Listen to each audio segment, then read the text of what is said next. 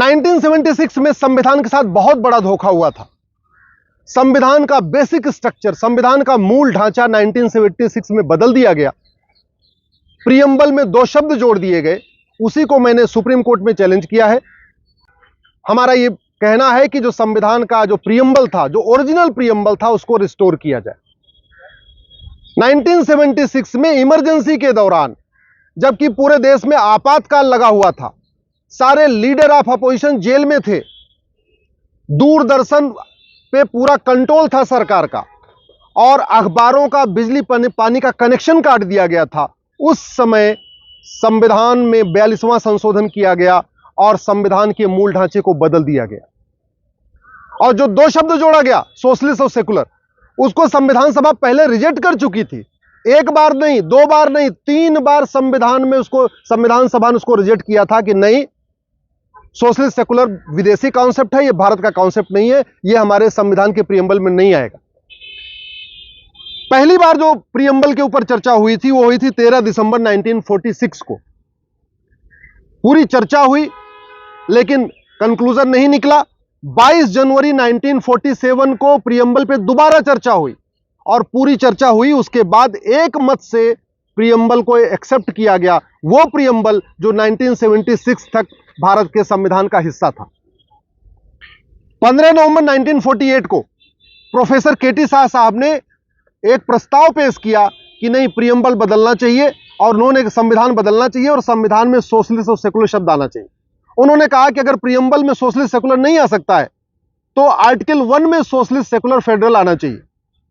पूरे दिन चर्चा हुई, संविधान सभा ने उसको रिजेक्ट कर दिया कि आर्टिकल 1 जहां इंडिया दैट इज भारत लिखा हुआ है, वहां पे सोशलिस्ट सेकुलर फेडरल नहीं आएगा। 3 दिसंबर 1948 को प्रोफेसर केटी शाह साहब ने दोबारा एक प्रस्ताव पेश किया और उन्होंने कहा कि प्रियम्बल में नहीं आ सकता सोशलिस्ट सेकुलर, आर्टिकल 1 में नहीं आ सकता सोशलिस्ट सेकुलर, कोई बात नहीं, आर्टिकल 18 में सोशलिस्ट शब्द आना चाहिए। फिर चर्चा हुई संविधान सभा में और एक मत से उसको फिर रिजेक्ट किया गया। 6 दिसंबर 1948 को संविधान सभा में फिर चर्चा हुई।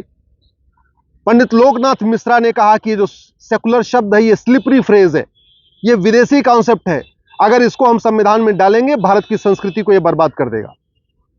एचवी कामत साहब ने कहा कि धर्म अलग होता है, रिलीजन अलग होता है, धर्म का सेकुलर से कोई लेना देना नहीं, इसलिए यह सेकुलर शब्द नहीं आना चाहिए।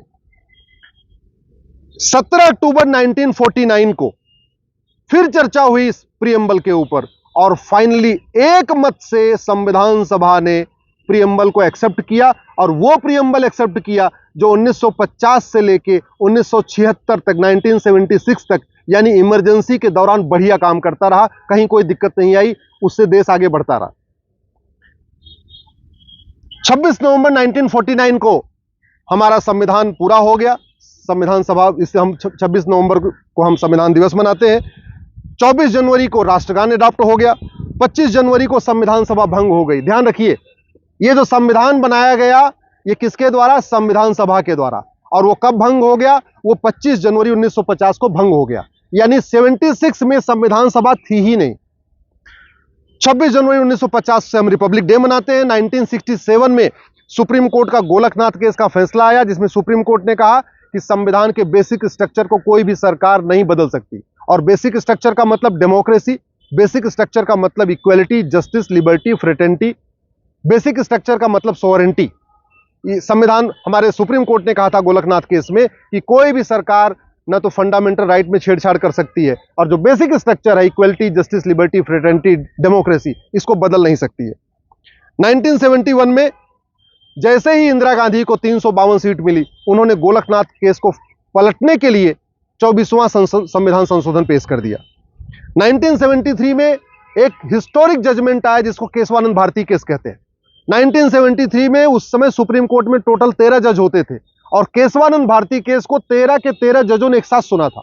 और उस समय मेजॉरिटी का जो फैसला यही था कि हां, जो बेसिक स्ट्रक्चर है इसको छेड़छाड़ नहीं किया जा सकता। और बेसिक स्ट्रक्चर का मतलब वो शब्द जो प्रियम्बल में है, वो क्या है? Democracy, sovereignty, social, economic, political justice, liberty of thought, equal opportunity, equality, dignity, ये बेसिक स्ट्रक्चर है हमारे प्रियम्बल में जो लिखा हुआ है। इसका मतलब संविधान में संशोधन तो हो सकता है, लेकिन संविधान का जो गोल है, जो प्रियम्बल में लिखा हुआ है, संविधान का जो मूल ढांचा है जो प्रियम्बल में लिखा हुआ है, संविधान का जो बेसिक स्ट्रक्चर जो प्रियम्बल में लिखा है, उसको छेड़छाड़ नहीं कर सकते। इसका मतलब प्रियम्बल को नहीं बदल सकते। लेकिन जैसे ही इंदिरा गांधी ने इमरजेंसी लगाई 25 जून को, उसके बाद उनका दिमाग इस पे बदलने पे लगा रहा। लोकसभा का जो टेन्योर था वो मार्च 76 में पूरा हो चुका था, याद रखिएगा। लोकसभा का टेन्योर मार्च 76 में पूरा हो गया और दिसंबर में संविधान का बेसिक स्ट्रक्चर बदला गया। सवाल यह है, आखिर अधिकार मिला कैसे? संविधान सभा जिसने इस संविधान को बनाया वो 1950 में खत्म हो गई। लोकसभा का कार्यकाल मार्च 76 में खत्म हो गया। 1 साल का जो टेन्योर बढ़ाया गया, उसको भी जो टेम्परेरी टेन्योर बढ़ाया गया लोकसभा का, वो केवल काम चलाने के लिए था, कोई संविधान में संशोधन करने के लिए नहीं था। सुप्रीम कोर्ट ने 24 जून को जो फैसला दिया था इंदिरा गांधी को, एक तरीके से उनको कार्यवाहक प्रधानमंत्री का उनको अवसर दिया था। 12 जून को इलाहाबाद हाई कोर्ट ने इंदिरा गांधी का जो चुनाव था उसको रद्द कर दिया। इंदिरा गांधी के ऊपर चुनाव लड़ने पे 6 साल का बैन लगा दिया। इंदिरा गांधी सुप्रीम कोर्ट आई। 24 जून को सुप्रीम कोर्ट का फैसला आया, लेकिन सुप्रीम कोर्ट ने इलाहाबाद हाई कोर्ट के फैसले पे कंप्लीट रोक नहीं लगाई, पूरी तरीके से उसको उस पे स्टे नहीं दिया। सुप्रीम कोर्ट ने कहा कि ठीक है, आप प्रधानमंत्री बने रह सकती हैं, लेकिन आप कोई महत्वपूर्ण निर्णय नहीं ले पाएंगे। लेकिन 24 जून को सुप्रीम कोर्ट का फैसला आता है और 25 जून को राष्ट्रपति से कह के पूरे देश में इमरजेंसी लगा दी जाती है। इमरजेंसी लगाते ही देश के सभी प्रमुख नेताओं को जेल में डाल दिया जाता है। दूरदर्शन को पूरी तरीके कंट्रोल कर लिया जाता है। उस समय एक ही न्यूज चैनल था दूरदर्शन, बाकी कोई न्यूज चैनल था नहीं। अखबारों पे पूरी तरीके से बैन लगाने की कोशिश की जाती थी। जो अखबार इंदिरा गांधी के खिलाफ लिख रहे थे, उनका बिजली पानी का कनेक्शन काट दिया जाता था। बहुत सारे अखबार तो ऐसे थे कि जो बेचारे किराए का जनरेटर लेके अपना अखबार छाप रहे थे। ऐसी स्थिति में दिसंबर 76 में संविधान का मूल ढांचा बदला गया। इसीलिए मैंने सुप्रीम कोर्ट में पीआईएल फाइल किया है। और मूल ढांचा तो बदल दिया, लेकिन प्रियम्बल की डेट नहीं बदली। प्रियम्बल में जो डेट है वो आज भी 26 नवंबर 1949 लिखा हुआ है।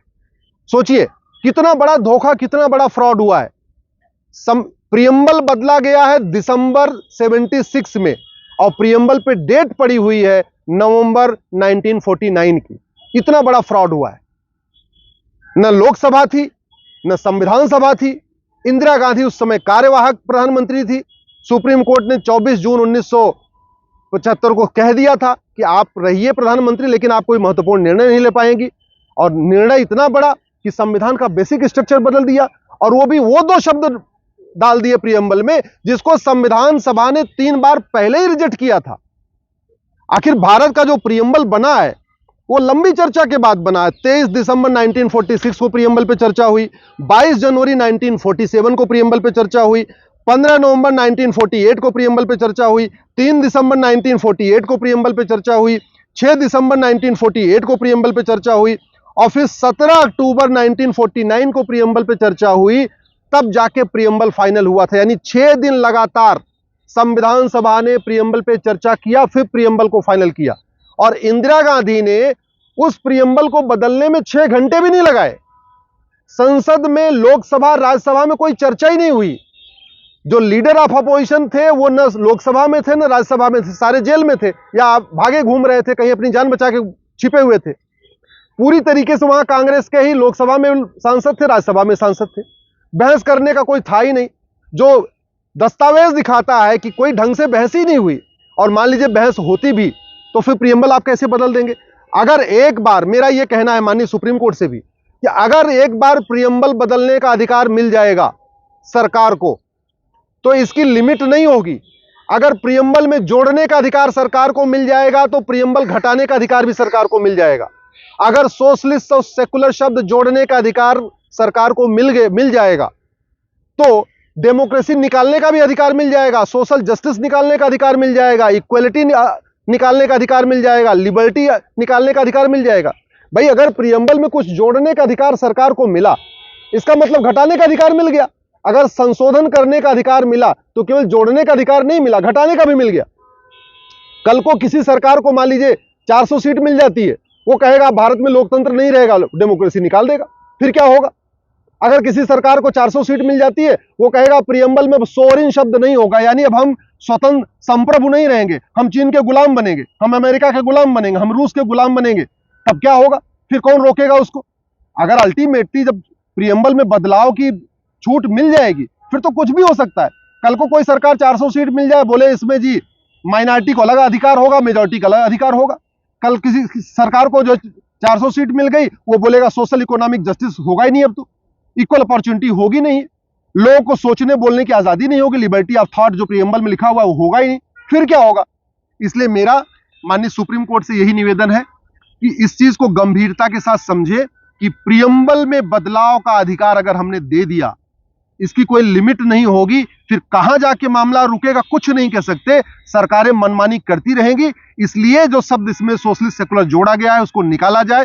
पहली बात तो एकदम फ्रॉड है, वो इमरजेंसी के दौरान जोड़ा गया है, कोई डिबेट नहीं हुई। और दूसरा, एक बार अगर हमने संविधान का मूल ढांचा बदलने का अधिकार सरकार को दे दिया, आने वाले टाइम में सरकारें भगवान जाने क्या करेंगी, कुछ हम सोच भी नहीं सकते हैं। इसलिए ओरिजिनल प्रियम्बल को रिस्टोर किया जाए और जो अमेंडमेंट डाला गया इसमें सोशलिस्ट सेकुलर, उसको निकाला जाए।